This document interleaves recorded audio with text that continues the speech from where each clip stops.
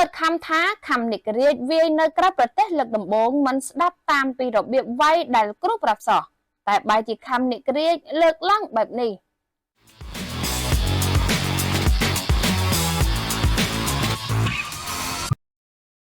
លើកឡើងក្រោយចាប់ការប្រកួតនៅប្រទេសកូរ៉េលោកគ្រូបុតខំថា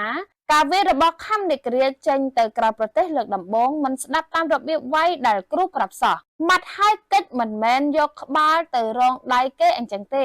ហើយកែងឲ្យចេញមួយបើចេញញឹកបែបនេះមិនបានផលឡើយចំណែកកីឡាករខំនិករាជតបវិញថាកៀងអស់ហើយលោកគ្រូព្រោះតែចង់ឈ្នះពេកលើកនេះខ្លួនធ្វើមិនបានល្អឡើយ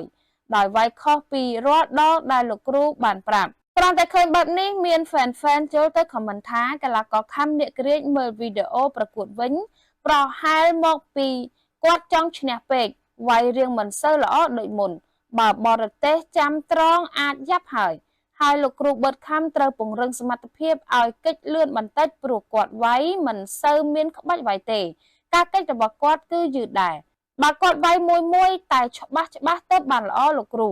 អ្នកខ្លះខមមិនថាអរគុណក្មួយនិករាជក្មួយពិតជាធ្វើបានល្អពូសុំសរសើរពូភ័យគិតថាក្មួយមិនអាចស៊ូនឹងកណ្ដាប់ដៃរបស់គេបានប៉ុន្តែក្មួយនៅតែធ្វើបានល្អហើយក៏សូមសរសើរដល់លោកគ្រូបឺតខំ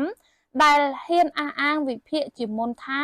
ខំនិករាជនឹងធ្វើបានល្អអាចនឹងឈ្នះពិតជាឈ្នះមែនលោកគ្រូខំបានមួយគ្រាប់នេះដូចពេជ្រអញ្ចឹងសង្ឃឹមថាគាត់នឹងបន្តរក្សាភាពខ្លាំងរបស់គាត់បែបនេះរហូតនឹងបន្តដុសខាត់បន្ថែមទៀតស្ដាប់គ្រូគោរពវិន័យគីឡូគាត់នេះទៅមុខទៀតមិនខ្វះកម្មវិធីវាយទេ